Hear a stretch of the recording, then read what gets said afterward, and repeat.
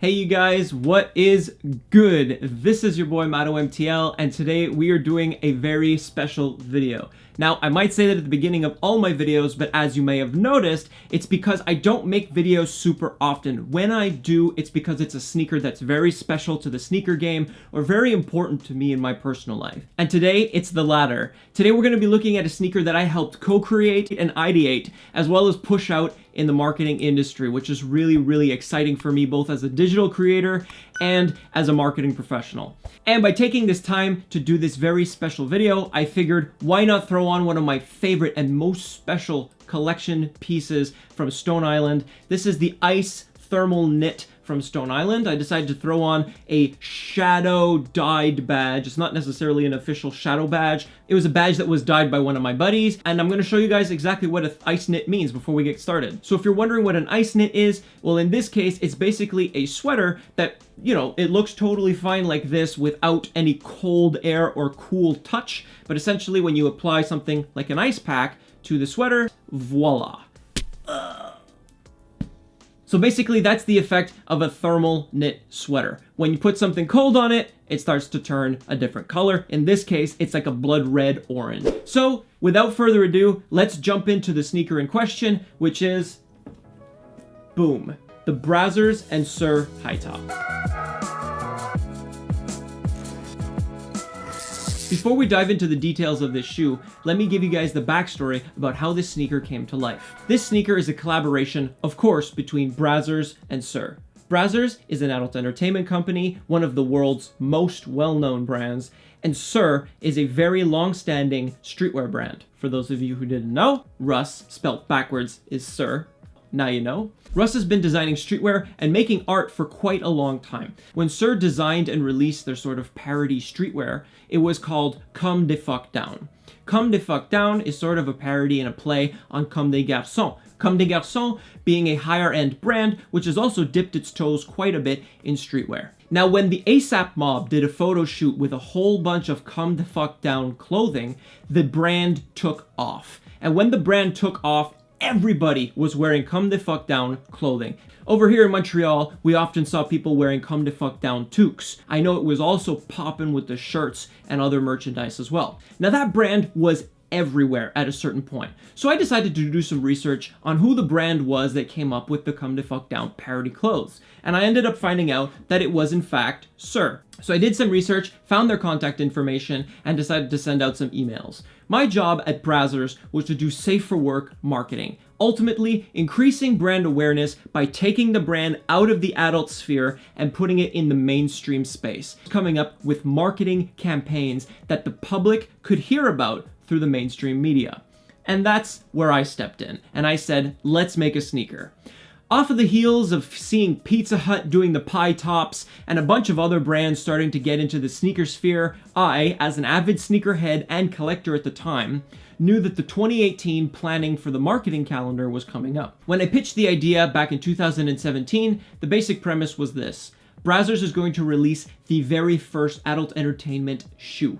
And not only will it release the first shoe, it's also going to be the first shoe that you have to be 18 or over to purchase. Now at this point, everybody was starting to get angry that very young people were coming into the sneaker game with mom and dad's money and buying up all these hype sneakers, driving up resale prices. Sneaker resale was really coming into its prime, and I think this is partially because the market was starting to become flooded with younger buyers. So one of the angles of the pitch essentially was to cater to the hardcore sneaker community that was tired of seeing this kind of wave and trend coming in, and also stay on brand, because Brazzers is of course not for anybody under the ages of 18. Once the pitch was greenlit by management, we were good to go, and I started on my research for collaborative brands that we could work with to bring this to life. And SSUR was one of the brands that was front of mind and stuck out the most, primarily because one of the core values of SSUR had to deal with eroticism or adult themes. It worked perfectly and aligned really well with the Brazzers brand. So I sent them an email, we got some interest, a few phone calls back and forth. The collaboration really started to take shape.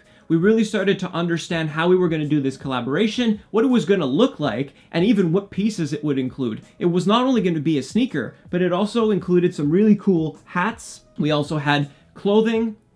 We had cameras, which really went with the theme of streetwear and adult entertainment and disposable things you don't want people to see. So a disposable camera was perfect. We branded one of those and a whole bunch of other things. And then we got to designing the sneakers. And what was interesting there was that I got to send over a whole bunch of references and photos of sneakers back from about the 80s and 90s or so, an era of basketball shoe that I found, like the Converse Weapon, for example, that were super, super cool and were really in need of a comeback. Now, early on in my collection, one of the big things that I was really into was really old school basketball shoes, because I found they had this like really cool, aggressive, overly dramatic build to them that I thought was really cool, and I thought was something we could sort of bring back for the Brazzers sneaker, but sort of minimalize it and take away all the extra cuts and edges and shapes and stuff, and still make a really sturdy, cool, high top basketball streetwear shoe.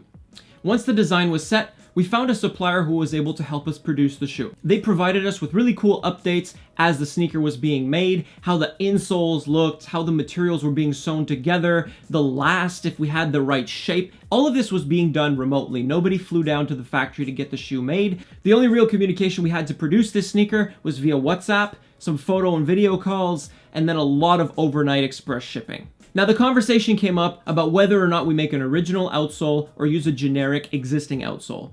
Now, for many people who know sneakers, they'll already know what I'm talking about. For those of you who don't know sneakers, it is very expensive to make your own outsole, okay? To get a unique outsole that doesn't currently exist on the market, you'd have to get it designed, and it would have to be made into a metal mold. To get the metal mold made itself, it can cost somewhere around $1,000 US. Now that's for one shoe, which means for every pair of shoes, it'll cost you $2,000 to make the mold just for your outsole.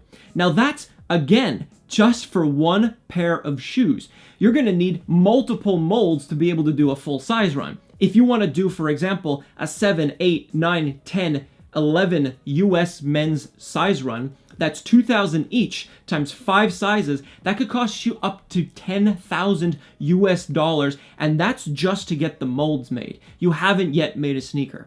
So with these costs in mind, we decided to go with, boom, a generic outsole that worked perfectly fine on the sneaker. With a generic outsole, it allowed us to be more creative with the uppers and ultimately tell a story about the golden age of the adult industry from the 1970s to the 1980s. Now, this big yellow detail that you'll see on both panels on the inside and outside of the sneaker represents a spotlight, the spotlight that was shown on the golden age of the adult entertainment industry. And it's really cool. The gold matched perfectly because it was Brazzers color. Brazzers is primarily black and yellow. SSUR is primarily a black and white. So it ended up working out really well that all of our brand colors were represented in the sneaker. Another fun thing to note here, a little nod to the adult entertainment industry back in its early days in the golden age. We have little cutout windows right here for the logos. Sort of like at a little peep show, something that you would have seen, for example, in Coney Island. We have these little cutouts here to give these little flashes of our brands. So that was the only branding that's put on the sneaker, and I find that the minimalist look is really top-notch. Now, on the inside of the sneaker, once you open the strap, you also have the size tag. And the size tag was done in the same theme as in the sneaker packaging.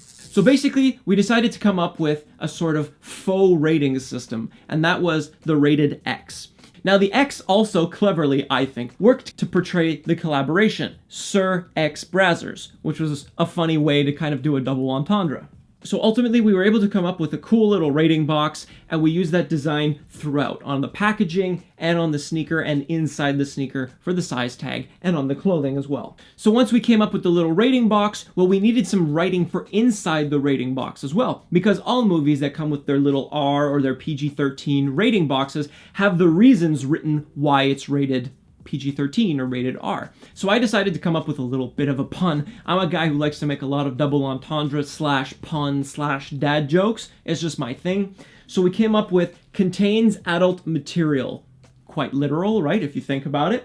For mature audiences only. And contains adult material was one of my little plays. And then I said, you know what? The adult materials collection. That part was especially fun to come up with because it also became the name of the collection. So bad jokes aside, that's ultimately how the name for the collaboration, the pitch, and everything came together.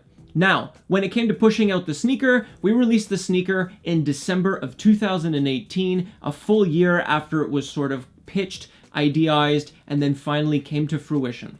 We pushed the sneaker out to sneaker influencers, a lot of whom I already followed and watched regularly on YouTube, as well as a lot of media outlets. Now, some influencers didn't want to cover the sneaker initially, primarily because they know that the majority of their audience is a little bit younger or wouldn't be able to buy the shoe given the nature of the brand in question collaborating with SSUR and the nature of the sneaker being 18 plus only to purchase.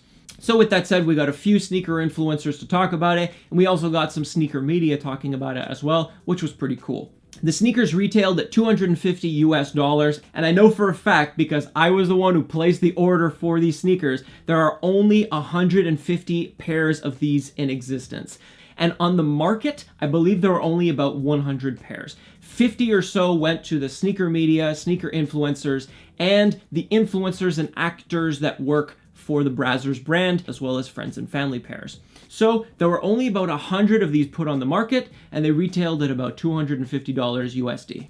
Now you might be wondering, how are you able to actually prohibit people who are not 18 years old from buying the sneaker? Well, just like any one of those pop-ups on the site that says you must be 18 years old or more to enter, we are able to do something like that at the point of checkout. The name on the credit card had to be matched to the name of the person it was being shipped to, and the people had to confirm their date of birth as well in a pop-up before they were able to check out fully. So that was one of the ways that we're able to stop people who were not 18 plus from getting in to buy the sneaker. Now, granted, none of these are foolproof systems, but it was part of the marketing. So now that you guys know the story about how the sneaker came to be and exactly what went into making the sneaker, we can take a quick look at the sneaker itself.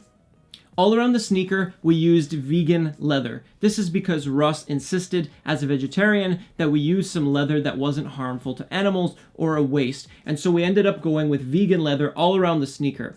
There's a textured yellow leather used all around the sneaker, from the toe box to the ankle to the tongue and all the way around the side panels and heel. The rest of the sneaker is completed with a very soft black vegan leather. We have 3 plastic lace loops on either side of the sneaker, as well as a Velcro strap and a grid textured tongue. On the inside, we're able to pull out the insole to show you guys a little bit more of the branding. On the inside of the sneaker, you'll find the yellow insole, which is again branded with the very familiar movie box logo rating. So now we can take a quick look at the packaging. Here again, you'll see the movie rating logo that we put on the top of the box, and you'll see it as well again on the sticker indicating the size tag for the box. And once you open the box, you get a real nifty dust bag, really well constructed. It's pretty thick and can fit both of the sneakers very comfortably. You'll have the SSUR brand name on one side and the Brazzers brand name on the other. And then last but not least, you actually have 2 extra pairs of laces, 1 yellow and 1 black. Now, unfortunately, due to the reason of cost, as making these sneakers are very expensive, we only did a size run of 7, 8, 9, 10, and 11 US men's sizes. The weird thing is that the outsole makes the sneaker fit a little bit of a half size up. So as a 10, 10 and a half, I would say that these are almost a little bit too big for me, but perfect for a roomy fit.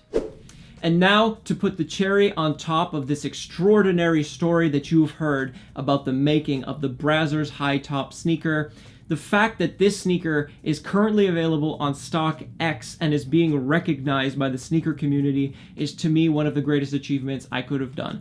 I'm super honored to feel like the sneaker community has recognized one of my contributions to the sneaker world, and it's this sneaker right here. So you guys can actually pick up a pair on StockX in case you missed the original release. As I mentioned, there are only about 150 pairs in existence. Only 100 were put on the market.